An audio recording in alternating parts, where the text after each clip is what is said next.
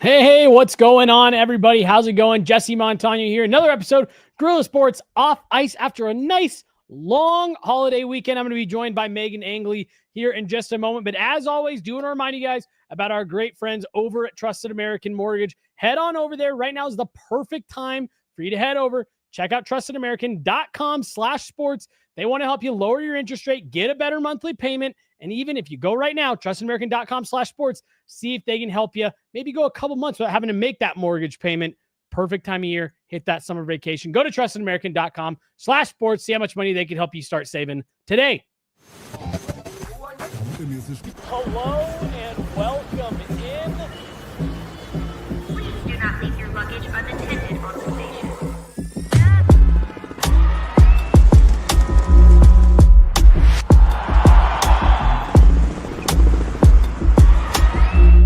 Welcome to the show.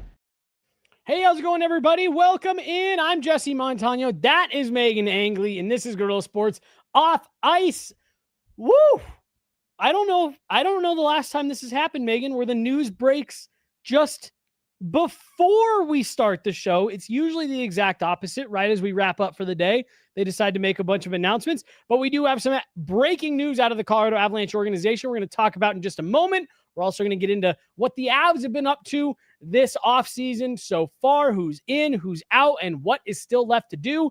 As always, Meghan, we're going to start with how you're doing, but more specifically, how was your trip? You were on vacation for the holiday.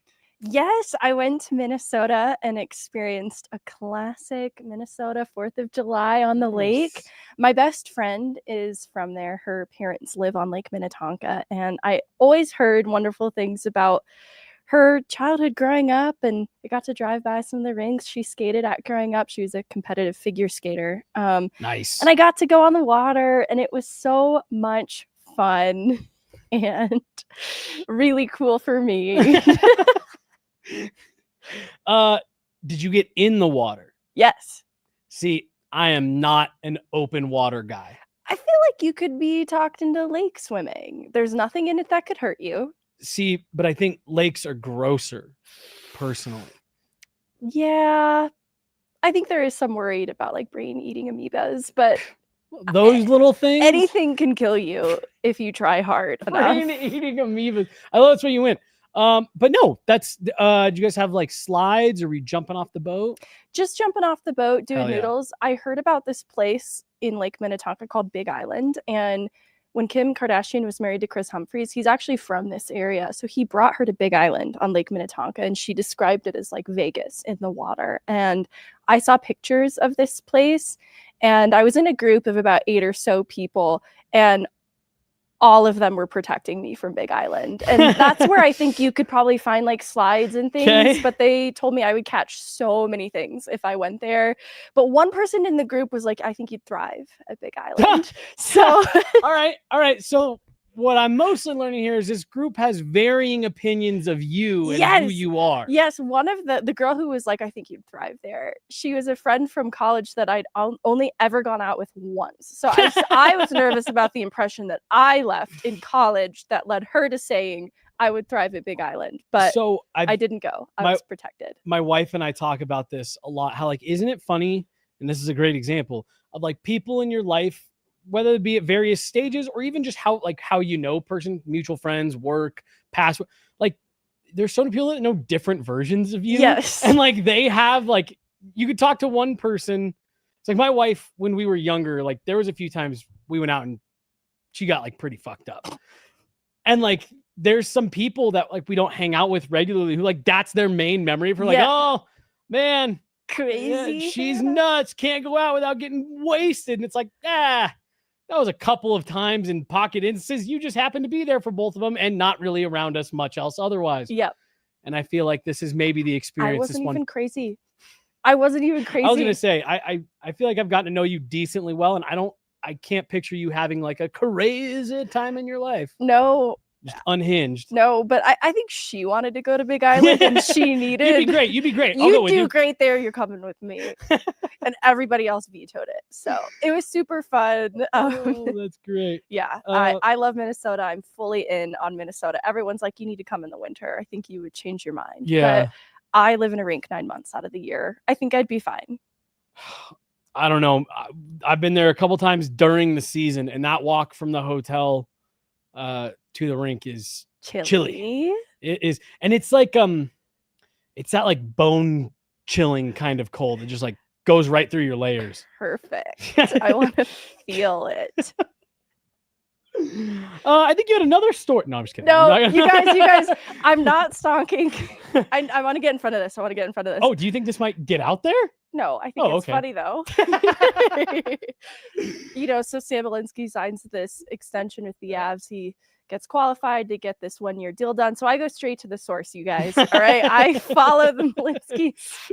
No, but there was an incident on the water of Lake Minnetonka. And I did not say hi. I ran away. And I just want you all to know that I have experienced every reaction between freeze, flight, and fight. So just be glad that I didn't choose fight. Okay? Just be glad. Megan maintained her professionalism and ran as fast as she could. I sprinted out of there.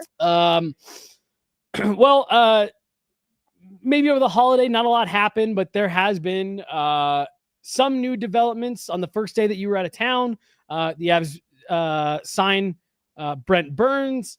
We got a chance to talk to him over Zoom. But really, Megan, like what you and I talked about just amongst ourselves, and I think even on the pod from Family Sports, there's not a lot happening. It's still very slow moving, not just for the Avs. Like Chloe and I this morning, as we were just sitting in the office bullshitting, like, Kiviranta is still just out there. There's a lot of players who are still just kind of out there waiting to see how the market, and I will be following them. Falls. Yeah. Yeah. Back to where they're from. But let's, I want to get into all of that. What the Avs have done, what is still needing to be done. I actually talked to Zach Robb, not to put his first and last name fully on blast on this pod. Doxing everyone today. Yeah. But just this morning, who I know you've met, and we were just talking about like, well, gosh, what are the Avs going to do? They still got, you got your bottom six that you need to fix. But maybe more pressingly, they have some coaching roles they need to fill. Right. And wouldn't you know it, right before we go live on this show, the Avs do make the announcement. They have hired Dave Hakstol, former Seattle Kraken head coach, former coach of the year finalist, to the bench, to Jared Bednar's staff. He is taking the place of Ray Bennett, who was relieved of his duties, Megan, after that first-round loss to the Dallas Stars. Ray Bennett, of course, was in charge of the Avs power play, and it just dried up at the wrong time. The Avs need to make a move. That was one they decided to make. Let me just start by you, because you put out a tweet saying that this was the type of swing you wanted to see the Avs make. Initial broad strokes reaction, Dave Hakstol hired as an assistant coach for the Colorado Avalanche. Well, I wanted them to aim high. Wow. In pursuing somebody who had head coach NHL experience. And I think obviously an assistant role is going to be different than from a track record of a head coach. And so I look at Dave Hakstol, and I personally was impressed by him in the Seattle series and the Avs title defense season. And I understand that his overall record as a head coach probably doesn't inspire a lot of optimism in some people, but being close to his coaching insight during that series, I was really impressed by him. I thought that he prepared his team that had much better depth at that point with a really strong game plan to go toe-to-toe with the Avs and really counter a lot of what they did well as a team. And I thought they were pretty successful in deploying it. And very disciplined, incredibly disciplined. Extremely disciplined, extremely detail-oriented. And just his composure was impressive to me. And so they're not asking Dave Hakstol to come and be the head coach of the Colorado Avalanche, right? They just need him as a voice behind the bench to round out an already strong coaching staff, obviously headed up by Jared Bednar. And I think that what I'm obviously going to key in on, this is not broad strokes anymore, is his success on the power play. And that is certainly open for discussion. That's the conversation, right? Well, and let's circle back to that, because I want to focus on what you were talking about, that defensive discipline that, you know, he really helped bring, and that structure. And to your point, it's still Jared Bednar's bench. This is his team, no doubt about it. But I'm so anxious to see how that, what we saw even in the years where Seattle struggled. Like, I have long felt that I didn't love the way they put together their team out of the expansion draft. And I remember talking to players saying, like, they're pesky as hell to play against in the regular season. They don't necessarily know if they have the depth, if they don't have the, if they have the stars to go on a deep run in the playoffs, but they're pesky to play against and they're structured. And I'm just so curious to see how Dave Hakstol is going to be able to bring that elements of what he was able to coach out of Seattle and integrate that into whichever part of this lineup that he's in charge of. And I wanted to make sure that we hit on that, because I think that's a great place, that you started with what we saw deployed against this Avalanche team just 2 seasons ago. Yeah. And obviously, the blow of losing Val Nichushkin and Cale Makar's brief suspension in this series, like, we understand there was context to where the Avs were at as a team going into that. But I think there's a lot of credit due to Seattle's role in making that as challenging a series as it was. It was the wild card team that year. And I think a credit to the way that team was constructed wasn't sustainable, and management had a say in that too. And that's why I don't think they had continued success past this year. But the depth of that team, they didn't commit to keeping it past that season. And that's why I think Seattle struggled. But I think Hakstol's ability to get the most out of his depth is an important thing to take away from that, and that Seattle team specifically.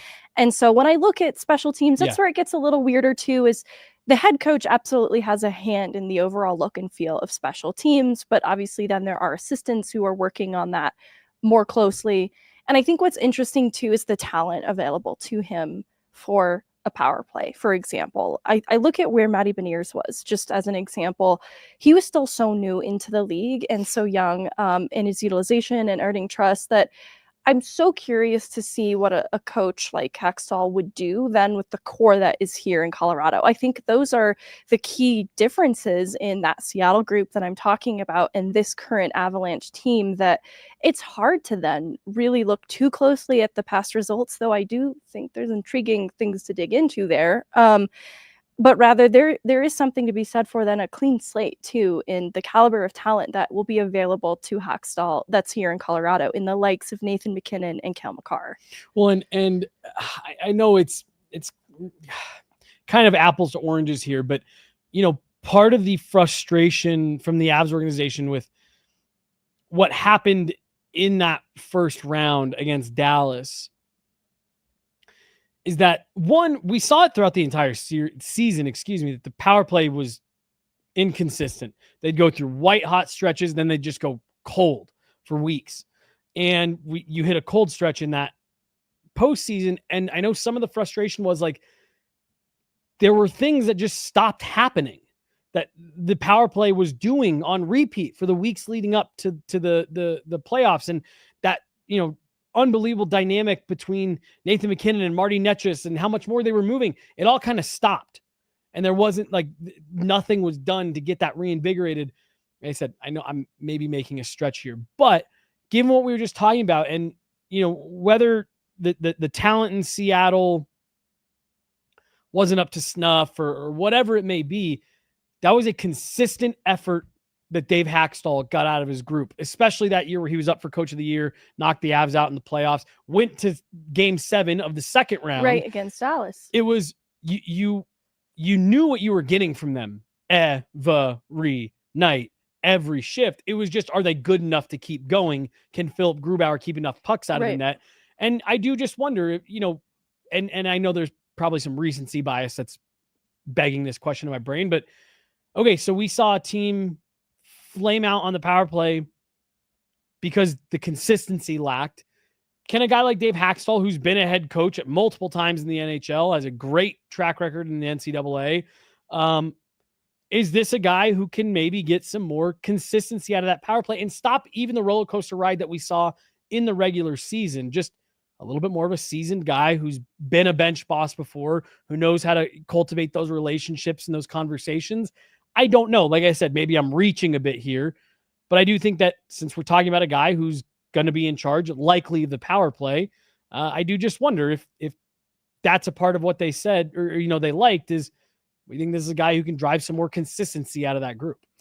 I think the other thing to consider in filling the role of who's heading up the power play specifically with the Avs is what kind of dynamic will exist between coach and players. It's important because of how established Colorado's guys are on that top unit and the voice and the role that they have in the execution of the power play. They have a lot of power and influence then in how they're going to execute on the power play. And as a result, I think it's important to have a voice that can strike the right balance of bringing a commanding presence that's going to get through to his players while respecting the position that they already hold on the power play. And I think, when there were other names that I considered for who the Avs could look here, there were some that I just didn't think would have the commanding presence enough, because I think players like McKinnon respect that. It has to be a very symbiotic relationship in a lot of ways, but you won't earn his respect if you don't have a little power and authority behind what you're doing. And that was my impression of Hakstol in Seattle as the head coach. And I think having, I don't want to say a lesser role, but a much more defined role as the assistant and heading up the power play, I think will allow him to channel that very specifically into what he's doing. And I think it will command a lot of respect that I think we'll grow to appreciate a lot more, because to your point, when the power play is struggling, they did need a new voice that was going to incite change, because at some point, whether this is Bennett's problem or not, they stopped listening. And so, because it was obvious to anybody watching this power play in the playoffs that they had stopped moving their feet and they were playing without taking any risks, and there just needed to be that wake-up call from a powerful voice then to incite that kind of change, and doing it in a way that will be received well and respected still. And I just really think that Dave Hakstol has that kind of presence. Well, and again, like, this is where I think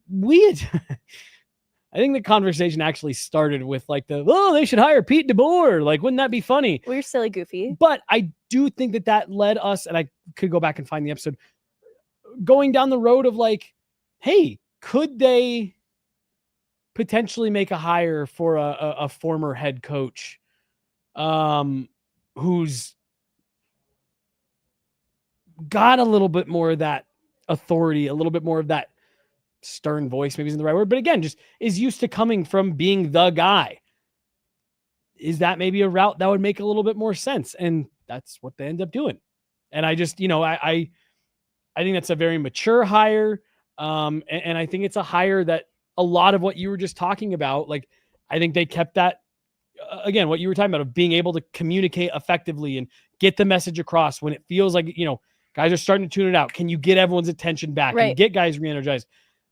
I do wonder if some of that conversation internally was like, we should look at some guys who have maybe had head coach jobs before, because they're maybe more effective communicators. Yeah. I think a new voice generally will do this power play a lot of good too, because I think there can be some going through the motions of what has brought them success in the past, and maybe a false sense of security because of what they've been able to accomplish so well together as a 5-man unit on the man advantage before in the past. It's a track record that should, it should carry a lot of weight, right? But sometimes I do think that reset, that wake-up call is what they need a reminder of periodically. And so everything that we're saying, it will take then a powerful voice to bring about that kind of a reset as needed. And I'm excited to see then, because this obviously is a different role for Hakstol. How does he wear that responsibility that is a bit different in nature then as a result? But I think it could really suit him. So I thought this was an interesting comment. Most handsome coaching duo. Yeah. Any duo that Jared Bednar is a part of is going to be up there. Did Chloe say ew or she said damn? Yeah. Okay, right. Damn with Y's. Jared Bednar said they weren't the high scoring Avs of the past. Wondering if this has anything to do with this hire, more defensive minded coach. I don't necessarily think that this is an admission of them saying, "Oh, we want to play a more defensive style of game." But with having some, if let's say you're going to go into this season with the decor as currently constructed, and we're going to talk about the decor here in a minute. you and I haven't had a chance to chat too much about it, but with the way that they were able to construct that Brent Burns contract, you feasibly could go into the season with this decor right here. 7, 8, 49, 42, 70, and whatever Brent Burns ends up taking. I think that's a really solid decor, but that's a lot of offensive-minded guys. I don't know. Is this a guy that you're maybe bringing in to tighten the screws, top to bottom defensively? Saying, hey, we're going to go into next season with a little bit more of an offensive-minded decor, so we want to make sure that we've got a defensive-minded voice in this room that, again, can just help tighten those screws with an identity that we want to embrace of being a strong defensive team. I don't know, but I did think that was an interesting comment of... I think it's incredibly interesting, in part because, one, Nolan Pratt is not out of the doghouse with the penalty kill. There's work to be done there. But when you hear about which coaches kind of have that tough disciplinarian mindset and are really keying in on the defensive details, it's typically Nolan Pratt that you hear talked about. Having a Hakstol alongside them behind this bench is probably some Nolan Pratt insurance, if you will, to have just another set of eyes on it that has that defensive mind. Because Hakstol's identity as a coach, at least around that Seattle team that I keep referencing, was an attention to detail, specifically the defensive details. When you look 5v5 at some of the shots allowed as a team, it was some of the lowest in the league. And a lot of that is good positioning as much as anything else. And so I think that that attention to detail defensively will translate well to a power play, not defensively, but attention to detail will.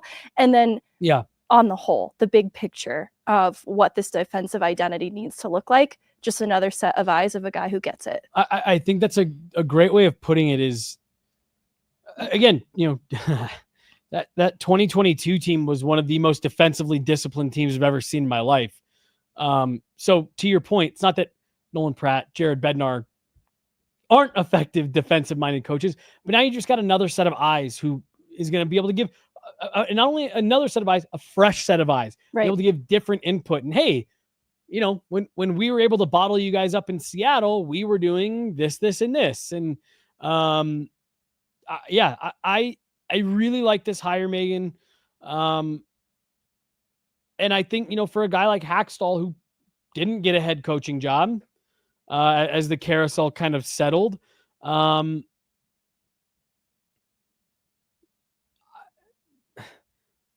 I think this is kind of adjacent to getting a guy like Pete DeBoer on your staff. Like, this is a guy who has been a head coach in multiple stops in the NHL. I think you got a guy that you maybe wouldn't normally get. I agree. To help run your bench. I agree with that. I don't think this is a guy that typically would be available for an assistant coaching job.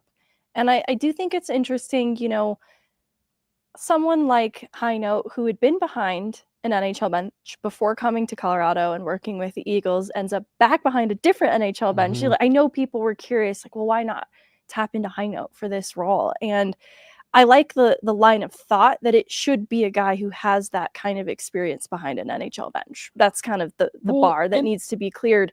But there's a personality component too. That, I think Heino is excellent at what he does, but I'm not sure that would have been the voice that is compatible with Nathan MacKinnon on the top unit. Because you and I had talked about that off air, and that's what was kind of going through my mind when you were talking earlier about like how Hakstol might work with the type, the caliber of players that are going to be on these power play units that he's working with. And I was just thinking about what you had said about Dan Heino, and while that maybe would have been really fun, and former Avs Stanley Cup champ, very successful power play with the Eagles, I just don't know how that would have meshed. I think this is Nathan MacKinnon expects greatness out of everybody. Nathan MacKinnon has standards for the media that walk into the locker room. I think that this is something where it's like, hey, we got to make sure that we're going to bring someone in that can handle those types of personalities. Absolutely. That matters too. And so, but what you were just saying, like, this isn't maybe necessarily a guy that you'd expect to be available for this job. I'd agree with that. I don't think it's something we should take for granted. And I want to see how it goes, obviously, first and foremost, but I do think this is better than people are initially feeling about it. So that's Dave Hakstol, Avs assistant coach. Since we last did a show, a new vacancy has opened up. And the other coaching position that they filled over the weekend was Mark Letestu taking over as the head coach for the Colorado Eagles. All good. Are you feeling like I am a bit disappointed that job didn't go to Toby Peterson? Skills coach for the Avalanche, who was hired by the Texas Stars to be the head coach for their AHL team, or for them. I said the Texas Stars. Toby Peterson is a guy that was really, really well liked within the Avs organization, highly credited from a lot of players in helping them get back to game speed. Gabe Landeskog worked with him a lot. Val Nichushkin worked with him a lot. Did great work with a lot of the young players. Do you share in my disappointment that Toby Peterson was allowed to get away when you had an opening in your organization that he ended up filling elsewhere? It feels, I'm purely speculating too, totally. but it feels like he had to have been in consideration for some of these jobs, maybe, had his sights set on a couple. And so I don't know the order of events, but it does feel like perhaps he was interested in the assistant job behind the Avs bench. And so the Letestu hire maybe just didn't raise an eyebrow. But it does feel interesting then that the timing, I'm hoping, was at least a courteous conversation of Toby Peterson to the Avs, like, hey, I think we're going to go in this direction with Hakstol. So he commits to Texas then. But I guess my eyebrows were raised a couple different directions, because I am surprised that they didn't try to find a path of entry, even if it's, maybe behind the bench in Loveland to start and have him work his way up.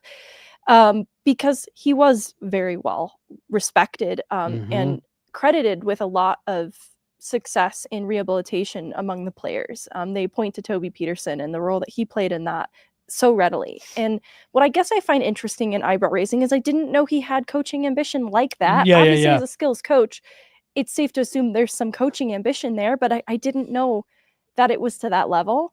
And so I am a little bit sad that now knowing in hindsight that he slipped away, because I just didn't even really have him in mind for any of these roles.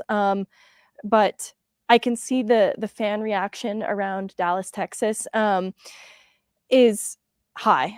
And they're excited to have him. So it makes me just a little bit sadder, because I liked having him in Colorado. But former Dallas Star, should point out. So like he's got ties to the organization. For sure. Well, that's where the recognition from the Dallas fan base is coming from, and why they're excited around him. And it is sad then that he won't be able to continue to bring that through the Avs organization. But I didn't know. I didn't know he had that kind of ambition. And obviously, I'm super happy for him. I mean, it's a huge step up. Right. Since we're doxing everybody on this show anyways, I won't say where my neighborhood is, but Toby and I lived in the same neighborhood, so I'd run into him at neighborhood events and got to know him a bit. And I mean, just an outstanding guy. Knows the game extremely well. And genuinely, Megan, when I saw that news come down yesterday, he'd been hired to be the head, I said, "Fuck, you just had a head coach AHL job." If you want to, and like you said, maybe Dallas organization had engaged in talks with him weeks before. Maybe the Avs had talked to him about that job, and he had said, "Hey, we'd prefer to go back to Dallas." Just maybe that's where he. We don't know. There might be reasons that he wanted to go that route, and I don't know if we'll get an official answer at any point. But I would love to know. Just go knock on his door. I'm sure he hasn't moved yet. I would love to know if he was at least considered for that Eagles role, because if he wasn't, man, that feels like a miss to me. That feels like a miss to let a guy like that get out of, lose him out of your organization. Yeah. I guess, there's sometimes a conventional way that coaches climb through the ranks, that going from NHL skills coach to head coach behind an AHL bench, it does feel bit of a deviation. I agree. And so maybe that's no state income. No, vaguely. Oh, But maybe. But maybe the no state income tax did strike again. But no, I'm with you. It also caught me off guard. I just didn't think that skills coaches made that. I think I said on the show last week, he has the greatest job in the world. Like, he is just to go out there and be the skills coach. Who knew that he wanted to be the guy behind the bench? Greater ambition. And Right. I share in your happiness for him, though. I'm excited for him. And yeah, I'm excited to, like, Texas had a good team this last year. So I'm excited to see the direction they go in from this point on. Yeah, no, for sure. And, but not that excited. They are in the Eagles division, right? No. Is that new? No. Really? They're West, but they're not Pacific. Interesting. Let me see. Texas Stars. I was actually just talking with an Eagles person at camp last week about how the Eagles are in such a weird spot geographically for the AHL. Like, they don't really fit into either Central or Pacific. Doesn't matter. Point being, I'm happy for Toby. I hope he can climb the ranks and get behind an NHL bench. And I'd love to see him work his way back to the Avs organization at some point. But good on Toby Peterson, head coach of the AHL's Texas Stars. Do you have any thoughts on Mark Letestu, the hire that was made for the Eagles? No, I'm not going to pretend like I've been following the AHL track record out east. But I am excited to get to know him because I loved Aaron Schneekloth, after Greg Cronin, who I came to love a lot as well. So I think they've had two really good hires back-to-back in head coaches out of Loveland. So I'm excited to meet Mark Letestu. And like I said, I feel bad. It's not Mark Letestu's fault. But I'm like, well, now that hire feels lame, knowing that you could have just moved Toby into that role. And that's not fair to Letestu. Well, and I was sad, too, that Tim Branham didn't get a look. But maybe, I don't know, maybe he didn't want a look. I mean, to be fair, Letestu did come up to the Avs coaching farm system that is the Columbus Blue Jackets organization. Yeah. So I guess we should have seen this one coming. Anytime we are that... You know what, Megan? Look to Columbus. We just need to start looking. All right, what are the Avs going to do? What do the Blue Jackets have, whether it be in their organization or on the NHL roster? And that's going to be our first clue. That's going to be our first clue as to what direction the Avs are going to go, because Mark Letestu has spent his entire coaching career so far with the Columbus Blue Jackets organization, and even spent a chunk of time with the Blue Jackets as an NHL player. And just to give a little bit more context to this, this is not something that I bring up anecdotally. The Avs, a large portion of the Avs front office and coaching staff came directly from the Columbus Blue Jackets organization. The Avs have made several trades with the Blue Jackets over the last handful of years. We've talked about it on a show. These are clearly two very friendly organizations. Chris McFarland came up through the Blue Jackets organization. So that's probably where a lot of that he goes back in and says, oh, I know a guy who I really loved working with over there. This is not a one-off here. The Avs really like to pull from the Blue Jackets organization. As long as this marriage doesn't come at the expense of the homegrown Colorado guys, that's why I was excited to see Schneekloth get the look at head coach after Cronin. And if Tim Brannon's path of upward trajectory still exists through the org, then I'll be happy. It's fine. But now with Toby gone, it just feels a little sad. Like, I still want to have, you got to water the plants at home too. Yeah. I think that's a great way of putting it. And again, we don't know the exact circumstance of what happened with Toby. Purely speculating. But it is really easy to look at those two things happening 3 or 4 days apart. And to your point about watering the flowers at home, it's like, why the fuck do you keep watering their flowers? You got flowers. You've got beautiful flowers at home. What are you doing? But time will tell. Mark Letestu, Toby Peterson. I'm sure I'm gonna love Dave Mark Hakstol. I'm sure he's a fine head coach. And I'm sure he's going to do good things with an Eagles organization that is committed to having a competitive roster, to putting a product on the ice that can compete and win. I'm sure that this is a hire that they didn't just make for funsies. But I like that analogy there. Make sure you're not neglecting the plants you got in your own backyard, in your own garden. I know the Blue Jackets have a very nice one. Yes. But you got some too. All right, let's shift gears here. Those are the guys who do all of the work before skates hit the ice. Well, that wasn't true of Toby for a while. Now let's talk about what the players on the ice are doing, what the Avs have done in terms of their roster. Obviously, they move on from Charlie Coyle and Miles Wood at the just before the draft. Over the course of that weekend, they add Gavin Brindley in that deal, another prospect that Mark Letestu will be very familiar with. With that, they added another pick. They take Francesco Delelce. I threw too many L's in there. Delelce. With that pick, did they do a scrimmage on the final day of Dev Camp? ¿Por qué? I don't know. They mixed the groups. So like forwards and defensemen were out there together, and they did some like battle drill type stuff.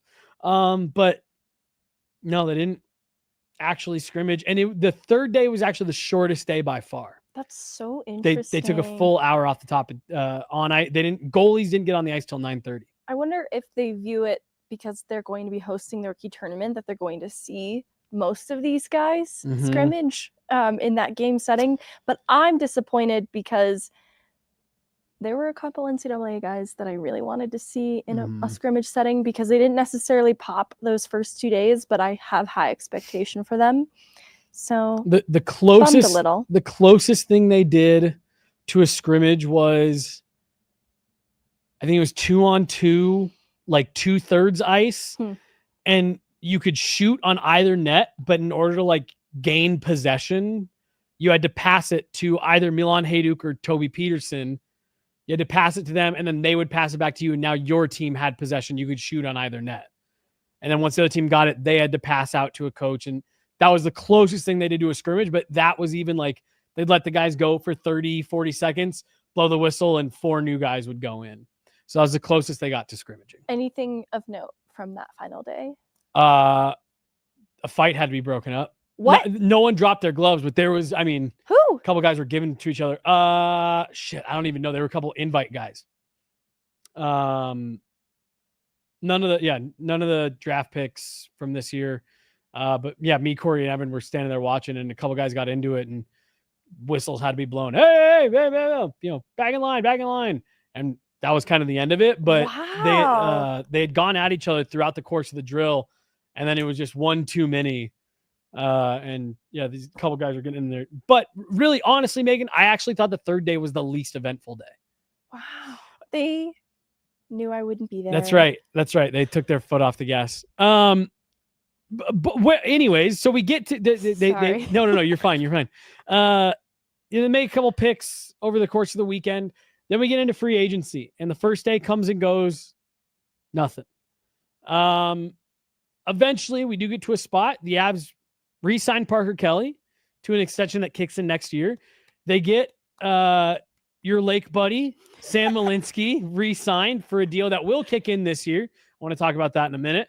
And then they bring in Brent Burns on day 3 of free agency. It was a name that you and I had talked about over the course of several different shows. And hey, this is a name to, I love at the end of the final show, you said it too. You're like, I'm just picking this. You're not like, you're not suggesting this is a rumor you're trying to start. Not like stumping for it. But goodness. 24 hours later. Were you on the money? Maybe you should have committed to it as a rumor.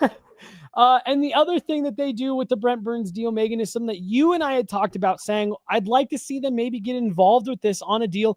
And we maybe even said, for a guy like Brent Burns that, you're going to take a little bit of a risk on, is go that Jamie Benn contract construction route where it's officially a 1-by-1.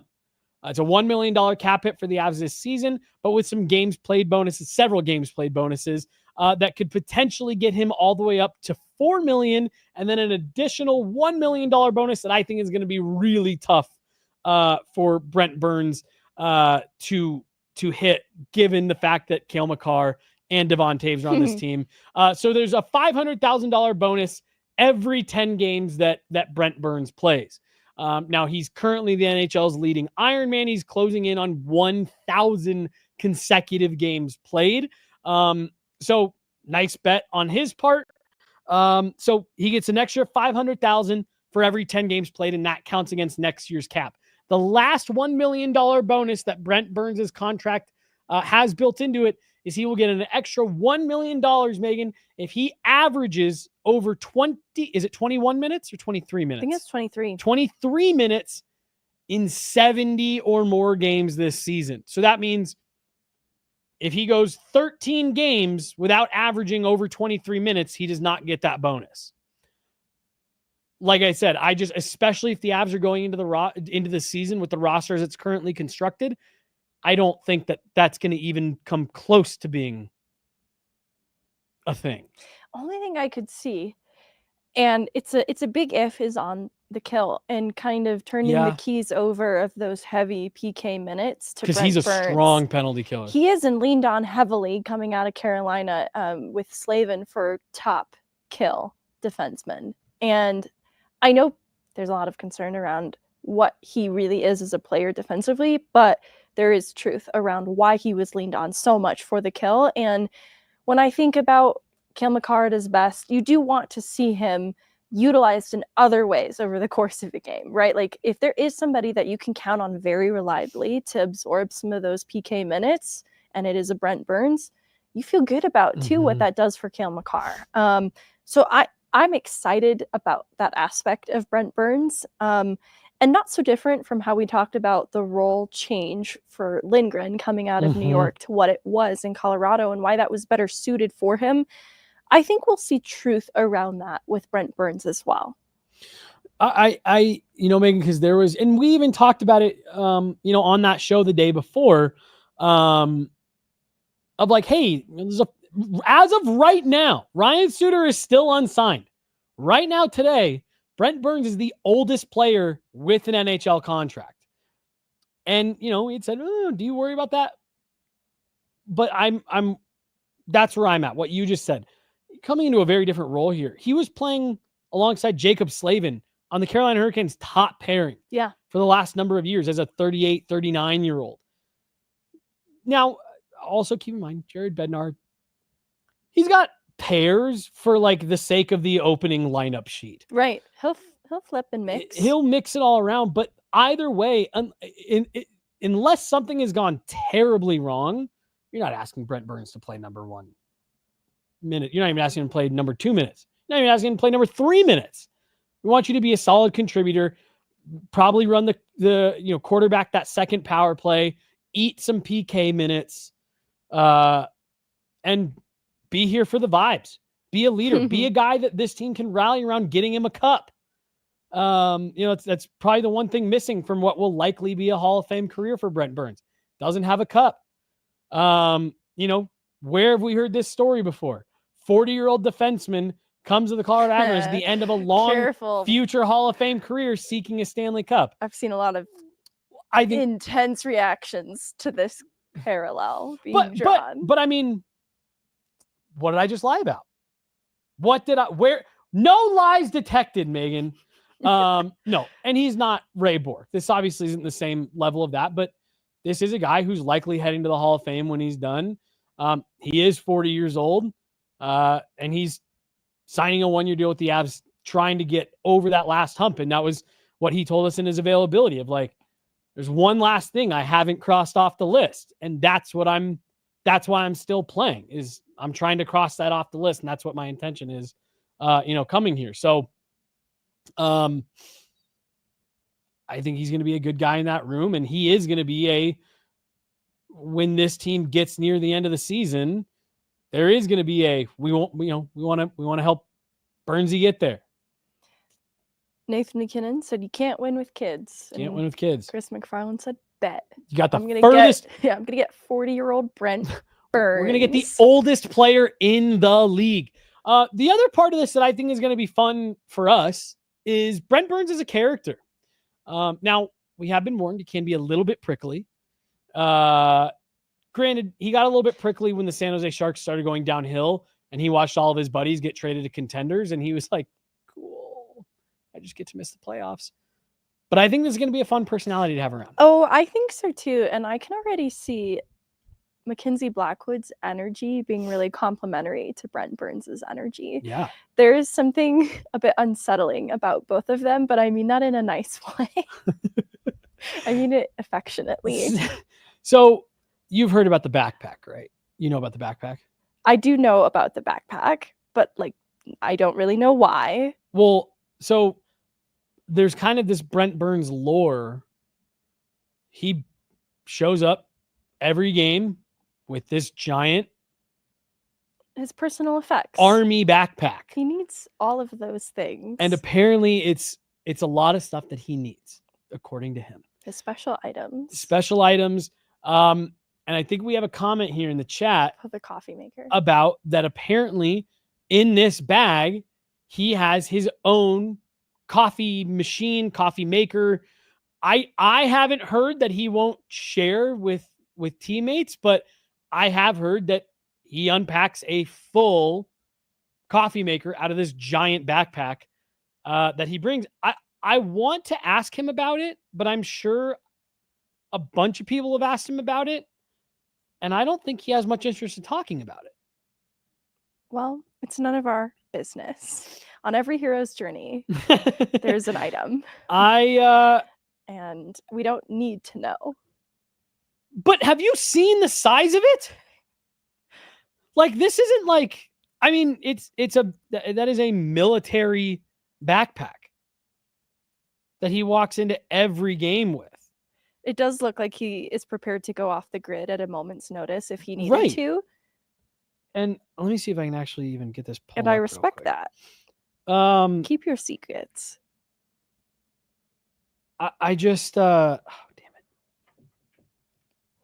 it. I want to get a picture of this backpack pulled up because it's even bigger than I was remembering it in my head. And what do you think is in it? I think like a little sleeping bag so that if he I don't know. Some canned food items. Okay. Here. Very survival. So that's the bag in question. There's a little pillow, some canned goods. I don't think there's anything little about that. I think that's like full size bedding and a king size pillow. I think there's a week's worth of clothes in there as well. Okay. Yep. Skincare. Beard care. Beard care for sure. There's beard conditioner in there for sure. Foil blankets and MREs.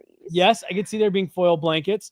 I mean, it does. It looks like all of the tools needed to build a fire. He's prepared to be stranded inside the arena for multiple days. That's what it looks like to me. We had a comment that said Sebastian Aho said it was half recovery stuff. He's going to fit in great with Nathan McKinnon. Interesting. Like those leg compression. Oh, yeah. Kits, some red light therapy. I know you said that with a smile on your face. But too, that have, I think. Oh, like the spikes on them and stuff? Yeah. Yep. I don't know how big they are and how compact they are to get down. I mean, like I said, I think there's a lot that you could fit in that bag. There's the limit does not exist for what all he could put in there.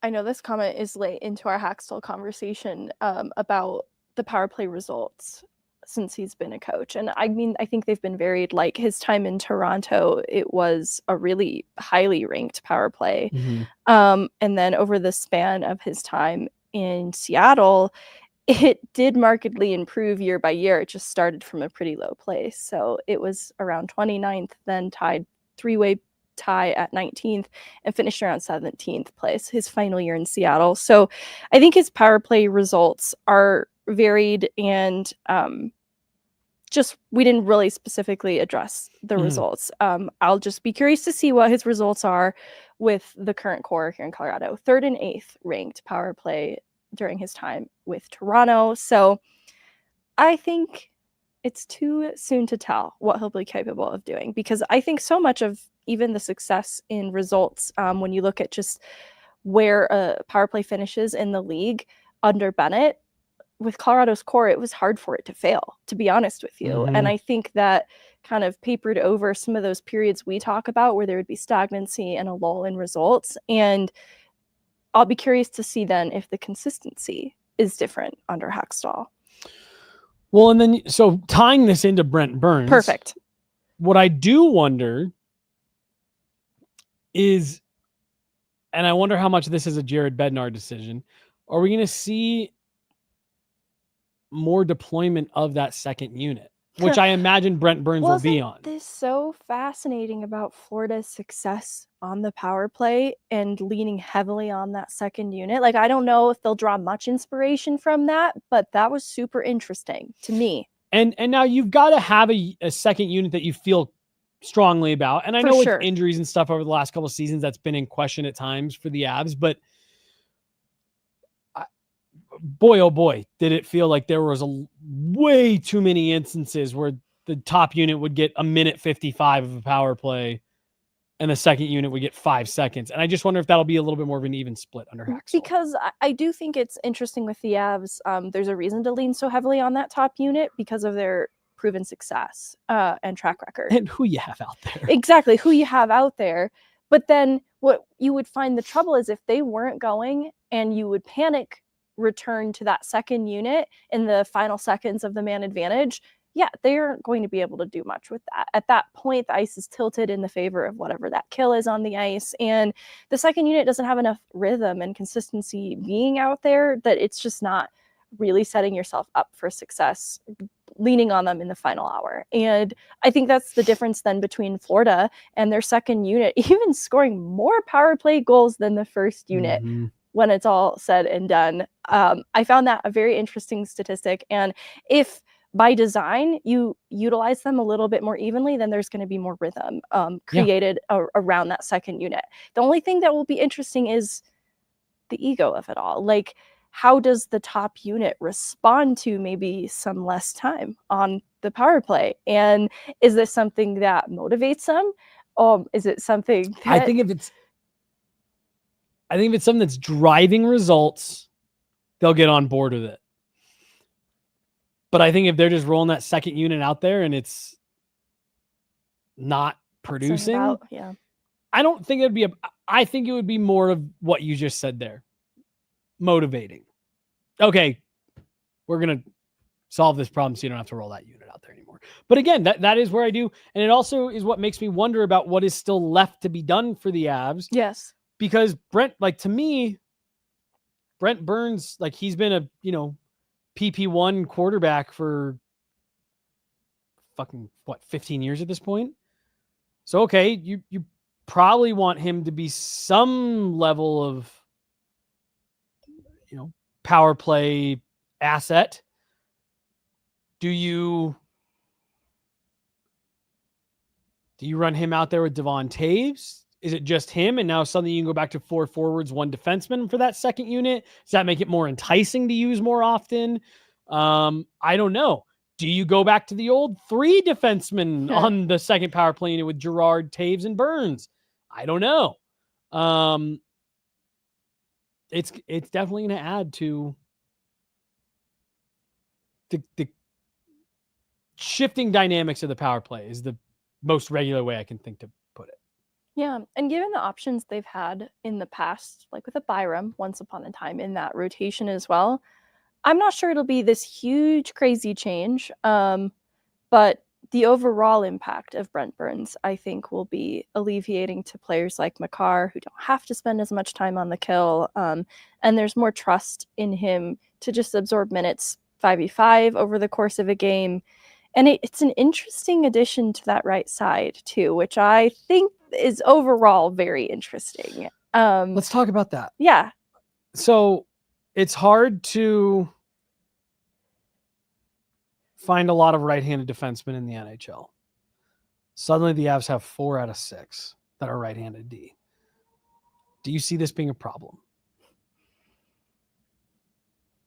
I don't, just so you know. No, but it's a problem if you like team Sam Malinsky and you want him to get minutes and reps and it somehow comes at the expense of him, you know? But I don't know that it does, to be honest with you. I don't think it does. I think, again, I think the part that has to be kept in mind is the way that Jared Bednar uses all of his players, but his D pairs in particular. There's so much shuffling that goes on. He doesn't have a lot of like traditional righty, lefty, like we've seen lefties play together before in Jared Bednar's system. We've seen righties play together before in Jared Bednar's system. We've seen this righty play with this lefty, and these righties and lefties normally play together, but this righty and this righty are going to take this face off. Like, I don't think it's going to really come at the expense of it. Someone's going to have to be comfortable playing on their offside every few shifts. But again, like I think that's something that is just kind of expected if you're playing in the Avs system. You're going to have to play somewhere that's a little bit uncomfortable sometimes. Yeah, I think it's good versatility for players to get that experience on their offside. And I know that Bednar doesn't like fully trust it as a full-time thing. So it is in game, just some of the mixing that will inevitably happen. And I think in looking at the current options for the decor, I think everyone's going to get a chance to eat. And it's just a matter of who's going to step up to the plate. And so I'm being a little bit silly when I say it might come at the expense of opportunity. But what is a reality is, there was a stretch where Malinsky was sitting games, and it's because his play had just sort of stagnated, and they needed to get a little bit more out of him, and they did. And Manson has dealt with some injury trouble now the last couple of seasons that has made his availability a bit unpredictable. That I think it's just insurance on the right side, to be honest with you. And that to me is certainly not a problem. It's very smart. Yeah. And again, just unfortunately with Josh Manson, you do have to plan on the fact that he probably will not be available to you for at least some stretch of games. So no, I think that's a great call out as well. What's still left? We got to get into the bottom 6. CMAC was asked about EJ, and hey, are you guys? He wasn't a name that you mentioned. He said they have had talks with Eric Johnson. They're standing pat right now. I think if you went into this season, mate, and I guess that's another righty. I'll say if you went into this season with him as your 7th D, you feel fine about that. But they should hire him as the assistant behind the Eagles bench. That's all. Perfect. Yeah. What else? Is there anything else? I mean, obviously, you got to figure out what's going on in that bottom. Yeah. Not to be dramatic, I'm very worried about the Avs third line. Yeah. Yeah. I'm extremely worried. It's very incomplete. I have nothing against Joel Kiviranta, and this isn't pointed at him, but the league does. I don't think that is the solution to the Avs bottom 6. No, I'm not going to be disappointed if they do find some sort of agreement, work out with him, but I'll come out and say it, and Chloe's going to get up and come to this window, and I would be disappointed if they ran it back with Joel Kiviranta. I would, because I would feel more comfortable with him as a 13th forward, 4th line option, and their 4th line's pretty set. I mean, I know Logan O'Connor's going to miss a little bit time at the start of the year, but I just think they have bigger work to do on that third line, and I want to see them take a bigger swing than just versatile Kiviranta, because it was very telling to me when Jared Bednar would talk about why he liked putting Kivi in that third line spot when kind of there was a rotation of guys between like Miles Wood and VC. And the reason Kiviranta won out in that is because of how versatile he is. And you could tell there's like an asterisk by versatile. It's just like, this is a neutral compliment. He's not necessarily adding, but I know he's not taking away from the third line, and I'm cool with that. And so this, again, it's not to be super pointed at Kiviranta. I think that's still a great skill in a bottom 6 player, but you need more than that for this third line. He got exposed on that third line in round 1. Like, it just became very obvious, like, yeah, this is a guy who was playing over his head in a positive way in the regular season. He was finding ways to contribute. Versatile player, little Swiss Army knife. He's inoffensive both ways, Right, both right. meanings of that word. Right. That's a great way to put it. But then when Ross Colton went down, who I think is a true third line, middle six player, like it was glaring. Like, oh, that guy doesn't belong there. And I would like to see a better solution for that. I need to see a player that adds to that Yes. line and isn't just neutral, because it was exposed as a weak spot in the lineup. And, going back to what the Avs can take away from Florida's success this last year, in addition to utilizing both units on the power play, they had a completely loaded stack third line. Now that will be hard for the Avs to emulate just with where they've prioritized other areas of their lineup. But even still, I want to see them commit to pouring resources into that third line to make it better. Now here's the great news. Mark Sendin re-signed with the Colorado Eagles is great news. You are correct, Jesse. No, this isn't even a joke, though. If you've been listening for a while, I love this player at the Eagles, and I'm glad he's back. In regards to the third line, the good news is your roster doesn't have to be set by the end of the first week of free agency. I've talked around to a few folks. I think the Avs have taken some swings. I don't think they've been able to obviously land anything quite yet. Ehlers. On the trade market more so. I know they've explored what's out there. And I think they're going to continue to do that. And I think you're in a really good spot. I'm with you. That third line, that's a much better spot to be in. We need to get some wings for our third line versus we need a 2C. We need top six help. Like, you can fill out that bottom part of your lineup, especially if you get into the season, maybe get a team to give you a trade with some salary retention. Trade one of those right-handed defensemen that you're in excess of. I'm just kidding. I don't want that. But I really am. I'm kind of back looking more at what are some trades that we could maybe see them make to fill out the bottom part of this lineup? And I think that's going to be something that's ongoing all the way up through training camp. This is a team that loves to get involved in PTOs. Don't be surprised to see a Jeff Skinner PTO. I don't know.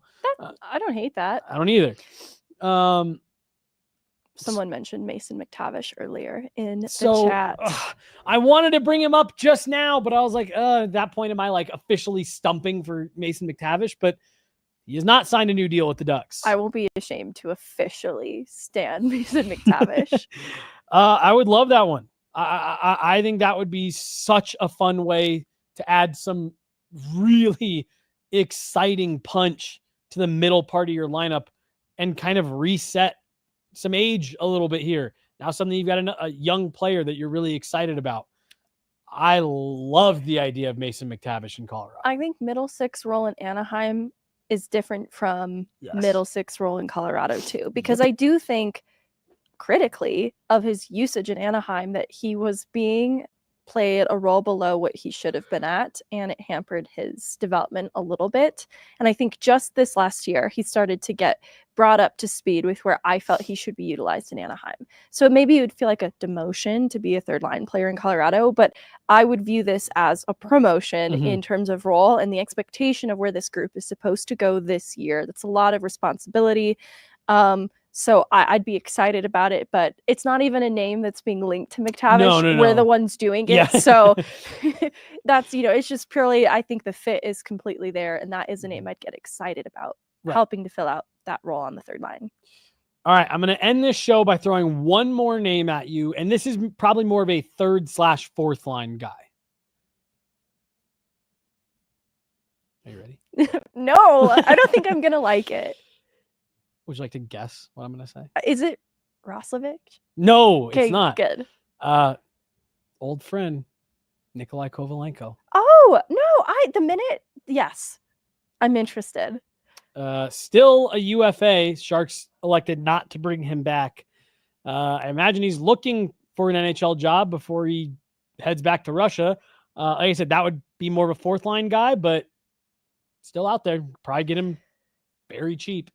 Yeah, I am still so surprised by how things really did not work out in San Jose with him.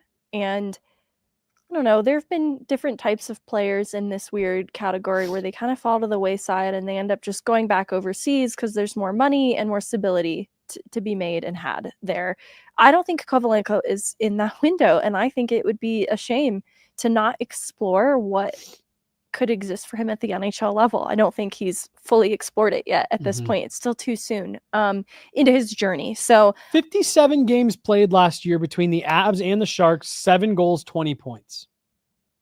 It was interesting too, because he really fell out of favor in San Jose quickly. So that's going to limit opportunity. Which I thought was so fucking crazy. I've said that. I said I owe $3 Swear jar. I was so surprised. He seemed like from the limited viewings I had of him in San Jose, seemed like he clicked well with Celebrini. I thought so too. And I was like, ooh, man, is this going to be a moment that the Avs kind of regret look silly? this trade? Right. Yep, because this player is going to assimilate to playing next to this high-end, young superstar in the making. And then it just kind of went away. But he was the idea was always supposed to be with Nikolai Kovalenko. Bring him over and groom him into just a menace in the bottom part of your lineup.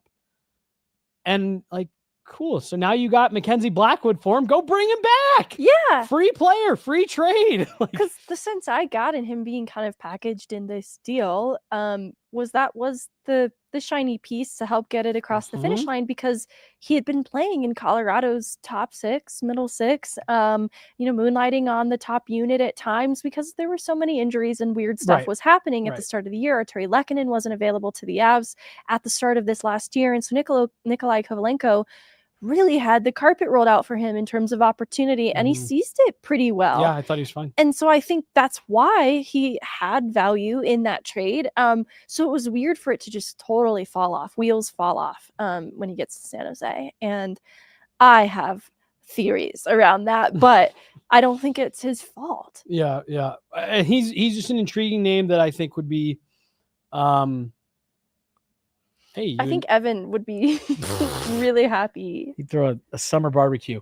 Vaguely, if you actually send us a swear jar, it will live right here on the set, and we will end every show by putting dollars into it. Also, Vaguely, it's so good to see you back in here. Yes. We noticed you were MIA, but you explained earlier in the chat, and I'm sorry work's been bananas for you. Yeah, that sounds not fun. Said he had only slept in his bed 5 times since the Avs had lost in the first round. Hey, thanks. Good to see you again. And we're looking forward to your transfer out to Colorado. That'll be fun. Go back. Oh, all right. Now I'm actually ending the show. I already know what your answer is going to be on a PTO. Evgeny Kuznetsov? Fine. Really? Yeah, it's fine. It's not what I thought you were going to say. That's fine. All right. I don't know if that'd be good for Val. I think the secret to something being good for Val is Val being good for Val. That's the only way to end it. That's the only way to end it, folks. Cosign on what you just said.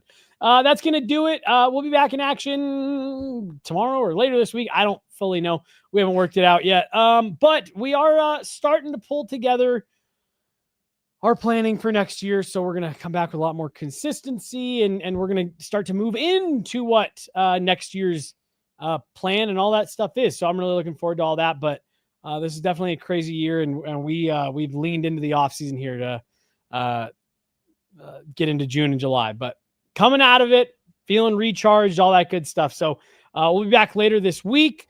That's going to do it. She's Meghan Angley. I'm Jesse Montano. We got Chloe Thiel behind the glass today. Thanks so much for tuning in. Guerrilla Sports Off Ice, brought to you by Trusted American Mortgage. We'll talk to you guys later this week. See you later. Bye.